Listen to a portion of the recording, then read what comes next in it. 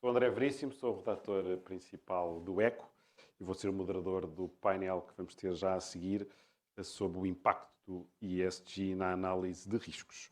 E para este painel chamo Carlos Dias, Deputy Chief Risk Officer do Banco Santander, Bruno Ferreira, Managing Partner da PLMJ, Nuno Cordeiro, Diretor da área de Financial Services, Risk and Regulation Advisory da PwC, e Paulo Freitas, Diretor Executivo do Global Clients e membro da Comissão Executiva da ONU Portugal.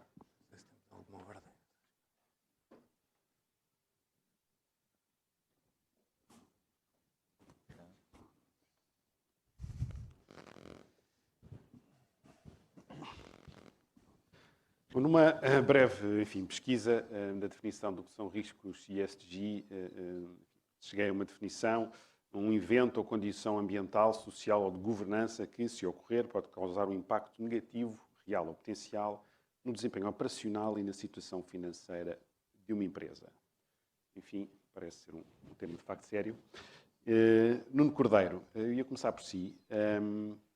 Enfim, não sei se subscreve esta definição, mas o que eu ia lhe pedir era que nos desse, se calhar até com alguns exemplos práticos, o que é que são de facto estes riscos e o que é que eles representam.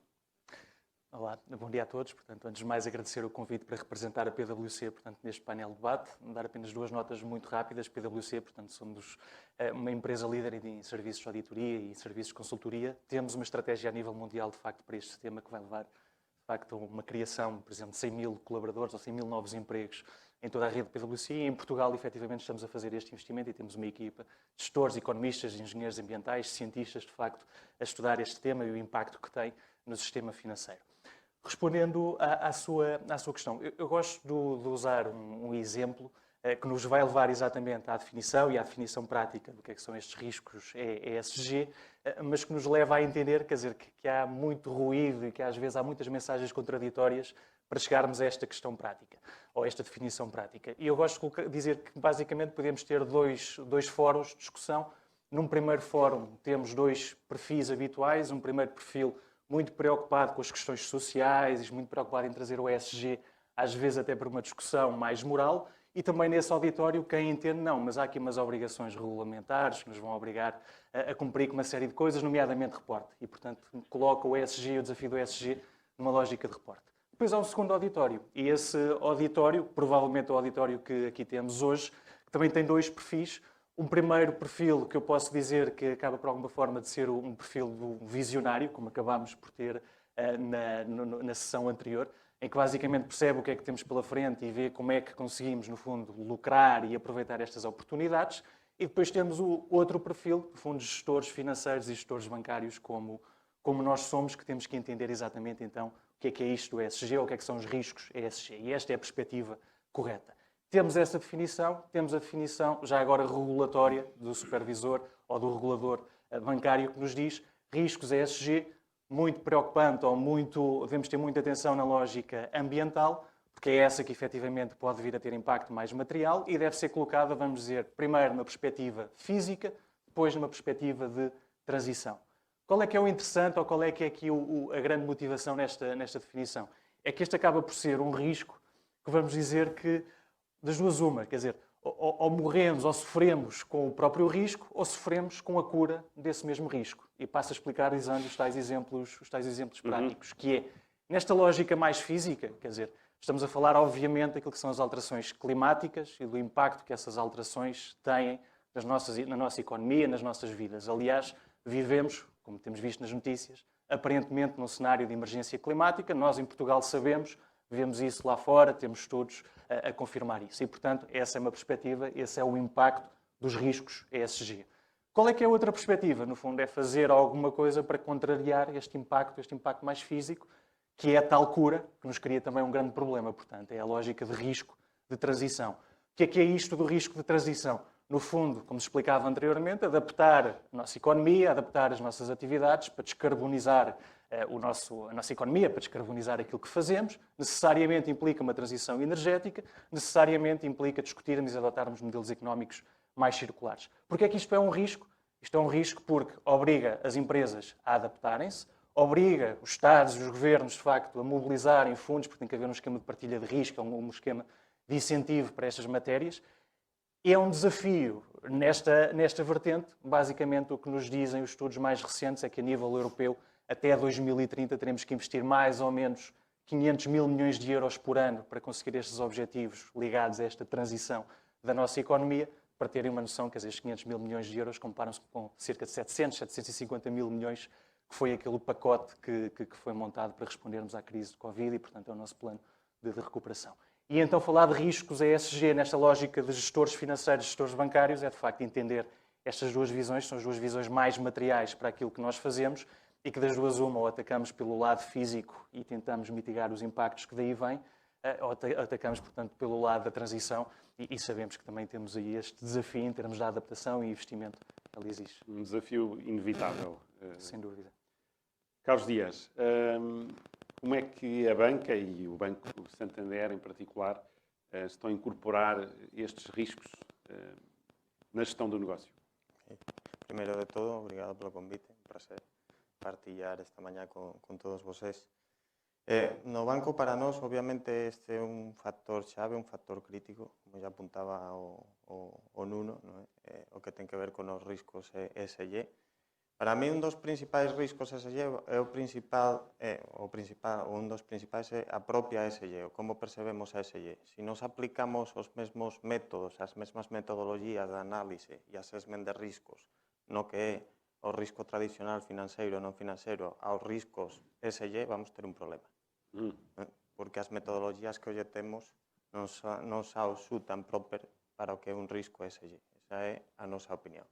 Por tanto, integrar isto temos que facelo desde unha perspectiva, na nosa opinión, como un risco sistémico máis, porque non deixa de ser unha prima que estamos a pagar todos pelo facto de operar en unha economía que non é zero carbon. Okay? Por tanto, eso é algo que asumimos todos no sistema financeiro e na sociedade en geral. Se tentamos aterrar este estado de risco en unha perspectiva máis de micromanagement, vamos ter un problema. Por tanto, eu diría que a xave aquí na integración é perceber estes riscos como un risco sistémico e comenzar pelo top, from the top. Eso quer decir, nomeadamente, o que? Quer decir dúas coisas. A primeira, temos que integrar estes riscos no apetite de riscos a nivel global, a nivel banco e a nivel das principais unidades de negocio. Eso é o primeiro. Okay? E o segundo que temos que facer é integralo nos procesos xave e críticos onde realmente o assessment deste risco faça a diferencia. Eu diría tres. O primeiro é na admisión dos riscos. Obviamente é importante que do lado de banco comenzamos a perceber cuál é o impacto na pegada de carbono que ten a empresa X, a que vamos a financiar, cuál é o comportamento e o compromiso ético da empresa, o risco reputacional desa actividade, e que todo eso sería un elemento xave na decisión de crédito. Ese é o primeiro. Mas já acontece? Isso já é feito dessa forma? Já acontece e acontece tamén voltando ao primeiro statement que é pensemos no macro, pensemos no topo. Obviamente acontece nas empresas tractoras, nas empresas que ten un impacto significativo en este proceso de transición. Eso ya está embutido no ADN da gestión de riscos do banco. Tamén teño que decir que temos en ese sentido a sorte de ter o expertise do grupo. O sea, en moitas geografías, como pode ser o Brasil, a integración dos riscos climáticos no assessment de riscos non é novedade, non é de há 5 anos, ou há 10, há 20 anos que temos analistas de riscos climáticos no Brasil e eso a nos danos unha ventaxe competitiva importante. Okay? Muito bem.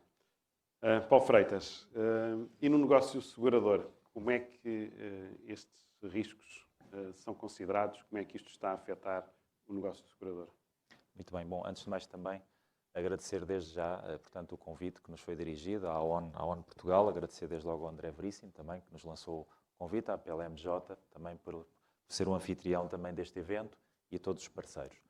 Bom, a atividade, enfim, também se calhar dar aqui um enquadramento, a ONU basicamente, nosso trabalho desenvolve-se ao nível da consultoria de riscos, portanto é isto que nós fazemos, é o nosso core de atuação. E nesta missão nós estamos muito ligados àquilo que acontece no mercado segurador e ressegurador. Portanto, temos aqui uma proximidade uma relação muito próxima com este setor. Aquilo que nós estamos a ver, portanto, ao nível desta atividade, é que todos estes riscos ESG, não é? Portanto, estes desafios estão a ser colocados às empresas. As próprias grandes resseguradores globais, as empresas de seguros, estão elas próprias também com objetivos definidos em matérias de ESG. Portanto, elas próprias têm uma agenda ESG que têm de implementar nos seus portfólios de subscrição. Portanto, têm de implementar medidas no sentido de subscrever riscos que sejam sustentáveis, portanto, a longo prazo, com as metas de 2050. Portanto, elas mesmas estão a implementar aqui um processo transformacional no sentido de exigir também que os seus segurados, os seus portfólios vão nesse sentido. E, portanto, o interesse dos resseguradores globais e dos seguradores, depois isto acaba por ser em cascata, não é? Temos os grandes resseguradores, que são os grandes aportadores de risco, e depois vem por aí abaixo até ao nível... Portanto, toda a cadeia tem que obedecer à mesma justamente, lógica. Acaba por ser impactada. Os grandes resseguradores querem saber o que é que as organizações estão a fazer nesta área. E nós, quando falamos em ESG, falamos em vários riscos. Portanto, temos aqui um portfólio de riscos tremendo. Só para identificar alguns, porque nós temos na vertente de I, do S e do G. Portanto, nós, por exemplo, obviamente, na parte do I, desde logo, as mudanças climáticas, portanto, temas relacionados com a poluição, risco de poluição, temas relacionados com a agenda de green building, não é? Portanto, depois também nos conduz para outro elemento que já falámos aqui, que é o greenwashing, portanto, que é outro risco, portanto, que enfrenta o setor. Tudo o que é pegada ecológica, que é alargada na atuação, os impactos, não é? No fundo, que são feitos ao nível do ambiente. Portanto, toda essa gestão de resíduos, portanto, enfim, tudo isto são riscos que as empresas estão cada vez mais a olhar. Do ponto de vista social, temos uma panóplia de riscos. Temos riscos como as condições de trabalho, temos riscos associados, por exemplo, às cadeias de fornecimento, muito importante. Portanto, as próprias organizações a imporem aos seus fornecedores determinados critérios nesta área. Isto está a ser cada vez mais visível. Depois temos também as relações com os próprios clientes, a gestão dessas relações a este nível, o engagement, aqui também já se falou em talento, portanto, o tema de como é que o que é que nós estamos a dizer e a fazer na nossa mensagem interna, não é? E qual é o gap que existe entre as duas coisas, não é? O que é que nós dizemos e fazemos, não é? Isso tem cada vez mais de fazer parte do propósito da empresa, não é? Exatamente. Portanto, ao nível social. Ao nível de governance, enfim, nós temos aqui questões associadas à corrupção, questões associadas à transparência, à cibersegurança, que tem um impacto muito grande ao nível também da reputação das organizações. Depois temos aspectos ligados à diversidade nos boards, portanto, que é um tema que nós trabalhamos muito. O tema do executive pay, o gap que existe entre géneros, portanto, ao nível da remuneração que existe ao nível das organizações. Temos naturalmente também aspectos relacionados com a diversidade, portanto, a diversidade, que é um aspecto também relevante e que é exigido às organizações. Portanto, tudo isto, todos estes riscos, o mercado segurador tem-se interessado cada vez mais por eles, nas suas diferentes dimensões que eu acabei de dizer. Não é só na ambiental, porque o mercado segurador também segura riscos ao nível social, também segura riscos ao nível de governance. Portanto, como sabemos, a responsabilidade, que é conhecido, transferência do risco de diretores e administradores para o mercado segurador, toca em todos estes aspectos de governance que eu acabei de falar. Portanto, tudo isto acaba. O mercado segurador tem feito passos, sobretudo muito ligado às Nações Unidas, e com isto talvez eu terminasse, ligado com as Nações Unidas, no sentido de criar uma agenda. E foi formado pelos principais seguradores aquilo que é o Net Zero Insurance Alliance. Esta aliança foi constituída pelos principais seguradores globais com uma agenda, com um propósito da transição dos seus portfólios para Net Zero, portanto, em 2050, portanto, alinhados com o Acordo de Paris. E daqui estão a resultar uma auscultação pública sobre as metas que estes grandes players, nós estamos a falar da Zurich, da Allianz, da Munique Re, Suisse Re, a Viva, a AIG, portanto, os grandes players globais estão efetivamente focados nisto e cada vez com mais propósito. E nós estamos a ver isso na análise que fazem dos nossos clientes. Bruno Ferreira, a má gestão deste tipo de riscos é cada vez mais também um risco legal que as empresas enfrentam? A Antes disso, queria só fazer uma referência muito rápida, que não é uma referência de desprimor para os membros deste painel e é mais uma autoflagelação para quem está a apoiar, que não devíamos ser só homens aqui neste painel a discutir um tema, especialmente a discutir este tema, não este em específico, mas agora, relativamente à questão concreta, sim, é um risco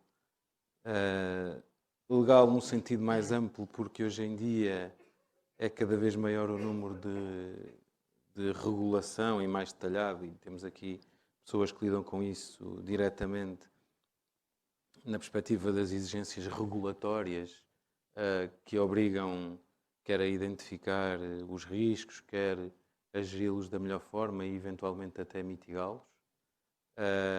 No que isso significa depois para o próprio modelo de negócio e para a estratégia das próprias empresas. Mas não só numa perspectiva regulatória, que há um aumento de risco, especialmente ao nível da litigância e do ativismo por parte dos acionistas e por parte de ONGs. Nós vemos isso em casos que todos nós já temos vindo a analisar, a propósito de empresas do setor que mais preocupa e que mais impacta este tema da transição energética e da menor dependência dos combustíveis fósseis. Casos quer relacionados com litígios ou ativismo acionista, procurando ter uma maior influência no governance das empresas para acelerar essa mesma mudança, mas também outro tipo de ativismo relacionado com aquilo que podemos chamar uma tendência para o private enforcement do cumprimento de determinadas normas.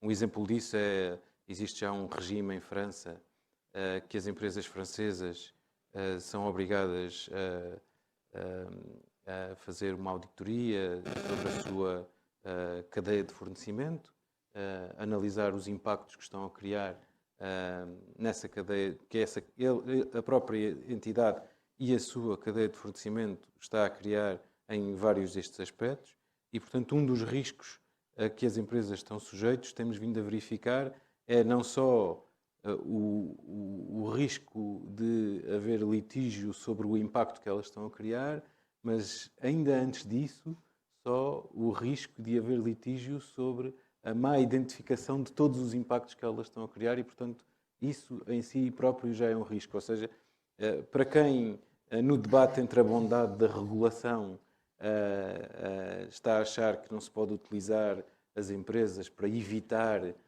um determinado outcome, aqui até já estamos a ter litígio e risco para a própria empresa num cenário em que se trata apenas ainda só de identificar os impactos que a própria empresa está a ter. E, portanto, há aqui todo um aumento exponencial do risco de litigância, quer na vivência interna da própria sociedade, quer no cumprimento da regulação, quer depois no cumprimento de normas sobre o impacto que ela está a gerar.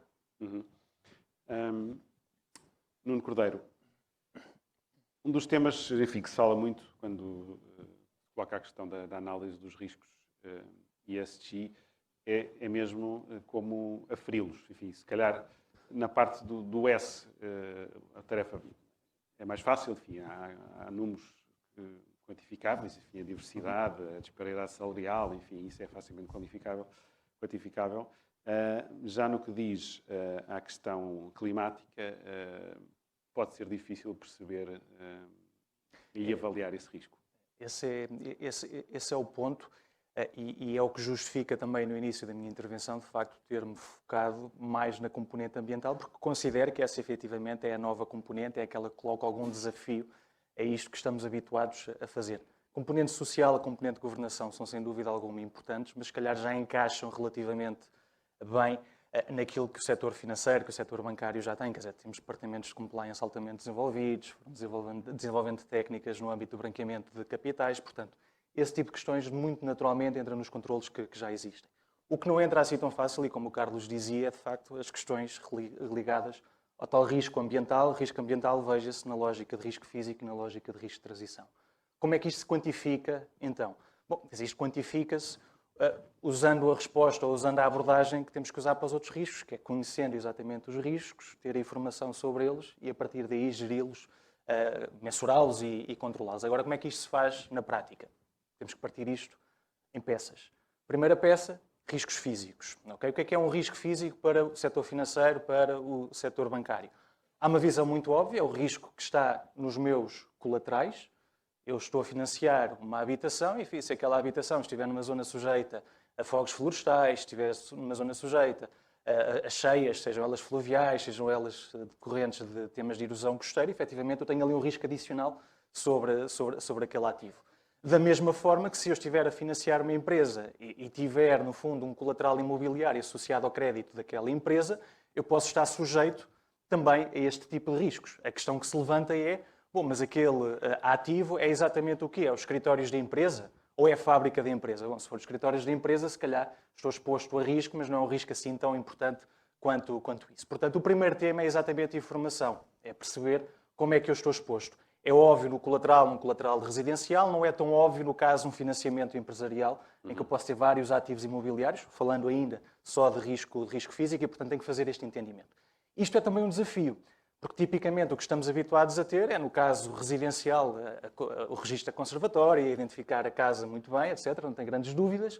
No caso do financiamento empresarial, quer dizer, sabemos mais ou menos, ou sabemos exatamente onde é que é a sede da empresa, sabemos mais ou menos onde é que tem a sua atividade localizada, e pouco mais do que isto. A coisa ainda se torna mais difícil se pensarmos, então isso não for um colateral, quer dizer, eu posso pensar numa fábrica, a fábrica não foi dada como colateral nesta transação financeira ou neste financiamento bancário, mas quer dizer, se houver um fogo, se houver uma inundação, ela vai sofrer da mesma forma, porque vai ter aqui uma disrupção, uma quebra naquilo que é a sua atividade produtiva. Portanto, eu também estou exposto, de facto, a riscos físicos dessa forma. E isto obriga a mudar a forma em como bancos, em como o setor financeiro no geral, de facto tem trabalhado a questão, ou seja, eu tenho que começar a recolher informação muito mais granular. Já não me interessa só a localização dos meus colaterais, se calhar tenho que começar a perguntar aos meus clientes quais é que são os seus ativos produtivos-chave, como é que esses ativos produtivos-chave contribuem para o seu processo produtivo, e já agora vamos então ver onde é que eles estão localizados e que tipo de riscos é que eles estão sujeitos, porque, quer dizer, eu posso ter uma fábrica, mas, quer dizer, a fábrica, se estiver em Castelo Branco, quer dizer, o tema das inundações não se coloca. Mas também posso ter uma fábrica que está, se calhar, ali na zona do Baixo Mondego, e o tema das inundações efetivamente se coloca, mas se do lado do cliente houver um seguro que proteja contra as inundações, é também um não-tema. Portanto, esta é a primeira questão, ter informação, exige conhecer uma efetivamente análise os muito ativos. mais fina. Sem dúvida. Mas Porque quando depois, temos carteiras com milhares de ativos, ou seja, o esforço começa, vamos dizer, num primeiro nível, relação setor financeiro, clientes, processo de recolha de informação. A outra parte, que é o caracterizar, e usam-se heatmaps, e agora já há heatmaps com todo o nível de detalhe, que nos dá uma probabilidade quase em pixels do território nacional, já é possível saber mais ou menos qual é que é a probabilidade de determinado evento e quais é que foram as perdas médias que aquele determinado evento existiu no passado. Isso é relativamente fácil de ter. Portanto, trabalhar e quantificar riscos físicos tem este desafio, que é o desafio de caracterizar muito bem os ativos a que estão sujeitos, que vai muito para além daquilo que é a típica noção de colateral, que é aquela que, nomeadamente o setor bancário, costuma ter bem caracterizada. Do lado dos riscos de transição, bom, quer dizer, é fácil para nós, e até em diálogo, falarmos das questões da pegada carbónica, de dizermos que quanto maior for a pegada carbónica, maior a dificuldade que a empresa vai ter. E é verdade, quer dizer, a pegada carbónica é, vou dizer, apenas, mas uma boa proxy do esforço de adaptação que a empresa vai ter. Mas o facto fez ou não fez? Fez ou não fez, mas o facto é, nós nesta fase já não temos que ter uma discussão sobre pegada carbónica. Já alguém pensou isto por nós. Ou seja, quando dizia que o risco de transição é este esforço de adaptação para termos uma economia mais descarbonizada, fazermos transição energética, termos modelos económicos circulares, etc., etc., isto já está concretizado na prática. E no início alguém falava de um elemento que é a taxonomia europeia, que é basicamente uma arquitetura económica em que alguém em Bruxelas, e alguém foram economistas, foram engenheiros, foram cientistas, tiveram o trabalho de ir setor a setor e dizer assim, a partir de agora não precisam se preocupar propriamente ou apenas com pegadas carbónicas, o que nós vos vamos estabelecer e colocar no papel é como é que cada um deste setor ou cada um destes setores devia estar a operar para efetivamente o seu impacto, a sua pegada carbónica, em 2030 estar minimamente alinhada com aqueles que são os estándares europeus. Logo, gerir risco de transição já não é discutir só a pegada carbónica, é discutir empresa a empresa como é que ela alinha ou não com aquela taxonomia, como é que ela entende que o alinhamento com essa taxonomia lhe vai exigir em termos de novos investimentos, em termos de reestruturação de práticas que hoje existe, que hoje utiliza. E depois uma terceira questão é se tem capacidade financeira para o fazer ou não. E esse é que é o grande risco de transição, é que efetivamente eu falava nos tais 500 mil milhões de euros ano, e se virmos alguma estatística, provavelmente as empresas que maior esforço de adaptação terão, ou seja, que mais terão que reestruturar a sua atividade, que mais terão que investir para alinhar com esta taxonomia, e é isto que as estatísticas nos dizem, e por exemplo vejam um relatório de estabilidade financeira do Banco de Portugal, que também tem lá esses dados para a economia portuguesa bem presentes, é que são hoje já as empresas que têm menores níveis de disponibilidades, que têm menores rácios de coberturas de juro, que têm maior alavancagem financeira. E este é o risco de transição. É como é que nós vamos colocar estas empresas a reestruturar a sua atividade, a cumprir um target até 2030. Numa situação financeira frágil. Precisamente. Carlos Dias, enfim, falámos da vertente da análise de risco, por exemplo, na concessão de financiamentos. Ajudava a ter um sistema de rating, de facto, à prova de bala. Isso existe para conseguir avaliar estes riscos? Ben, ayudaba un bom sistema de rating. Mas un dato curioso, as axencias de rating ten un grau de correlación nos ratings crediticios de 99%, nos ratings ESG apenas atinge o 50%. O sea, que facer o assessment do perfil de riscos ESG non é facer o assessment do risco de incumprimento. É outro animal, é outra coisa. E, por tanto, como já referí, temos que desenvolver novas metodologías, novas formas de facer este assessment.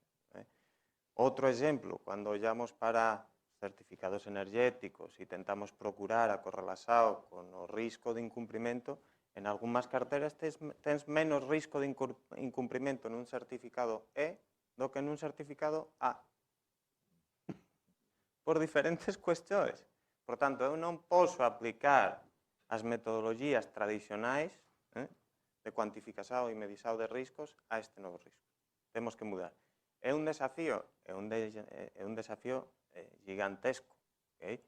Aliás, como já referí, non estar certo na metodoloxía pode ser extremamente peligroso. As consecuencias, porque se non estás certo no diagnóstico, probablemente vas a errar no tratamento. E é un tema que preocúpanos e ocúpanos. Estamos a desenvolver ya con ese mindset de que temos que alterar as metodoloxías de medición e, obviamente, é unha componente a integrar no proceso de non só admissão, como já referi, tamén de seguimento. Há outra dimensão que tem a ver com a oferta de soluções da banca. Enfim, mais uma vez na COP27 foi muito salientado o papel do setor financeiro no apoio ao financiamento da transição energética. Enfim, o que é que o setor financeiro e o Santander em particular estão a fazer para, de facto, dar aqui um impulso às finanças sustentáveis nos produtos que oferece? Nós temos já un catálogo de produtos o suficientemente abrangente e amplio como para atender a todas aquelas empresas que están en un proceso de transición. Xa os soluções un bocado, eu diría, diferentes, porque, por exemplo, mudar o proceso de xeración de cimento requer un proceso de investimento diferente a investir en un armazén. E iso que nos obriga a ter unha estrutura de produto moito ágil e diferente. E ás veces con o tema da visión regulatoria é importante tamén que todos estemos na mesma página, que todos percebamos que aquí estamos a financiar unha transisao. E saliento o tema transisao, porque financiar unha transisao requer estruturas de produto diferentes ás que tiñamos. Okay? E aí, como ya referí tamén, o facto de o grupo estar a operar en diferentes geografías, que ya há un expertise importante nesta materia, para nós en Portugal é unha ventaxa competitiva importante. Paulo Freitas, os dados do setor segurador comprovam que os sinistros relacionados com as alterações climáticas são, de facto, mais numerosos e graves. Ou seja, se olharmos para o setor segurador, vemos, de facto, que as alterações climáticas estão a ter um impacto. Estão a ter, estão. E, efetivamente estão a ter.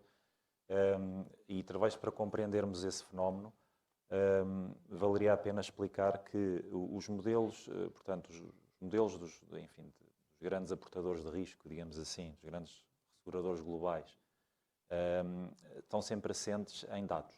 Portanto, ou seja, para a atividade resseguradora é muito importante a questão da informação, data.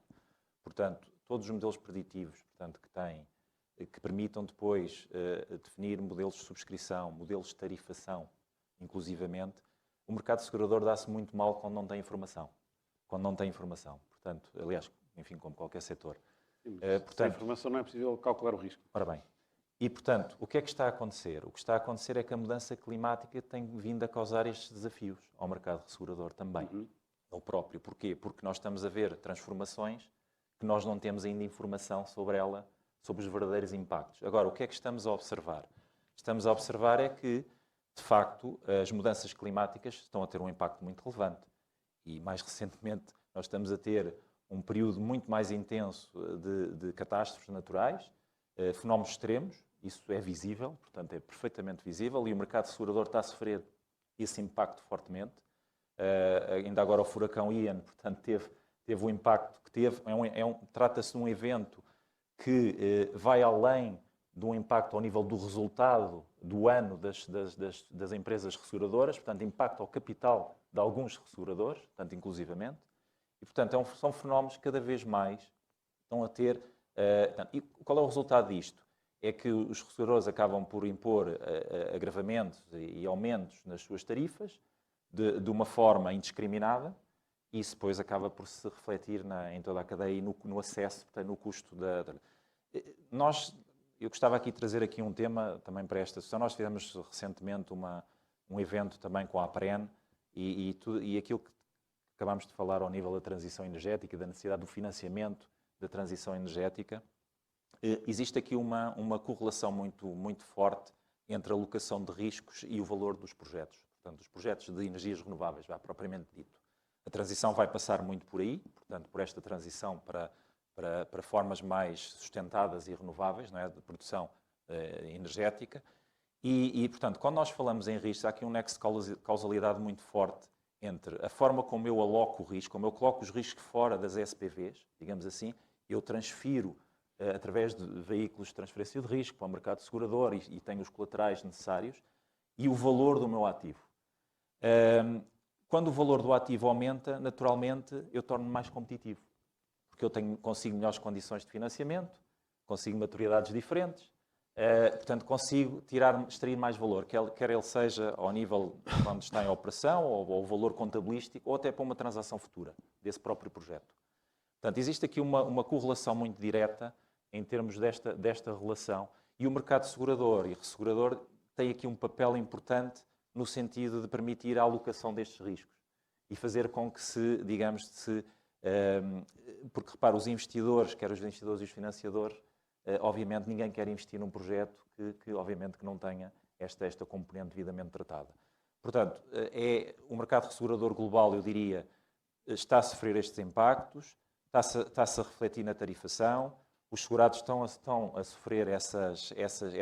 Estima-se que, por exemplo, sobretudo desde 2018, quando os impactos começaram a ser mais sentidos, sobretudo 18, 19, 20 também, os prémios globais deste setor não foram suficientes para fazer frente às perdas. Portanto, este mercado anda há 2, 3 anos em perdas consecutivas. E este ano, no primeiro semestre, quando as coisas iam já num caminho diferente, no segundo semestre, com o impacto portanto, da época dos furacões, isto inverteu-se completamente. Portanto, é esta a realidade que nós temos neste setor também. Portanto, os prémios de seguros vão contribuir para o aumento da inflação. Vão, infelizmente, porque temos esta questão de que realmente as perdas globais são, de facto, relevantes. E a mudança climática está a impactar fortemente nesta questão. Embora, por outro lado, esses prémios de risco mais elevados vão também ajudar a induzir que as próprias empresas diminuam esses riscos para terem prémios mais baixos. Não é? É mais um incentivo à transformação. É esse o caminho. Uhum. Nuno Ferreira, temos na calha, enfim, várias alterações regulatórias a este nível. Enfim, o Bruno depois vai falar, em particular, aqui mais à frente na nossa conferência, sobre uma delas. Mas, de facto, a tendência é para, nos próximos anos, assistirmos a uma continuação desta avalanche legislativa sobre este tema. Sim, vai ser uma explosão regulatória, já existe, não é? Ela tem-se focado, nós se fizermos aquela distinção entre os impactos outside in e inside out, não é? Nós aqui temos estado a falar basicamente do outside in, do impacto que os temas ESG têm nos modelos de negócio, na atividade das empresas. Aí já temos sempre novidades, especialmente da perspectiva regulatória, do setor financeiro. Já falámos aqui de algumas, da perspectiva prudencial, da medição de riscos, a que está sujeito o próprio setor financeiro e mesmo, em particular, também no setor segurador. O que eu acho que podemos contar é que, para além desta complexificação da parte regulatória, precisamos, e eu acho que estamos a ter, não sei se com a rapidez que seria necessária, uma maior clarificação em termos de standards e de standards de reporting, que, por outro lado, também ajudam bastante nesta medição do risco.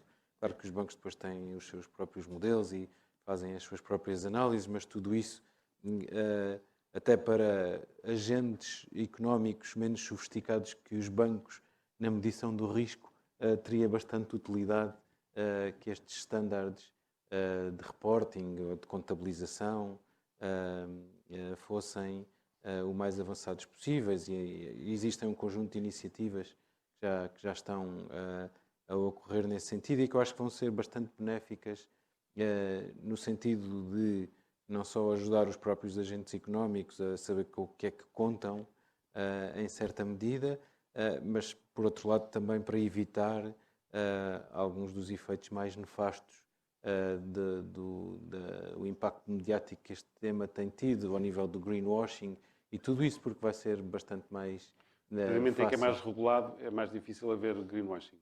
É pelo menos mais fácil o enforcement dessas situações. Temos assistido a algumas situações problemáticas, há outras que estão na fronteira, como, por exemplo, uma companhia que faça uma emissão de dívida sustentável cujo objetivo é reduzir os acidentes de trabalho. Pode não ser greenwashing, pode ser, ou seja, há aqui um conjunto de... Agora também se fala do diversity washing. Sim, não é? também há tudo isso.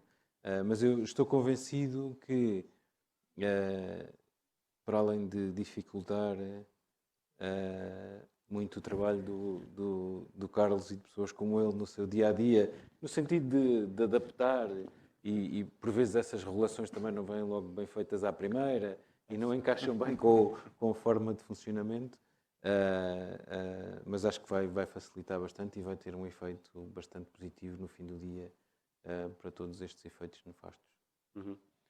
E se calhar, enfim, o nosso tempo está a acabar, mas dávamos a oportunidade, não sei se há alguma questão da audiência queiram colocar aqui aos membros do nosso painel. Parece que não. Bom, nesse caso vamos então fechar. Muito obrigado aos 4. Muito obrigado. Obrigado.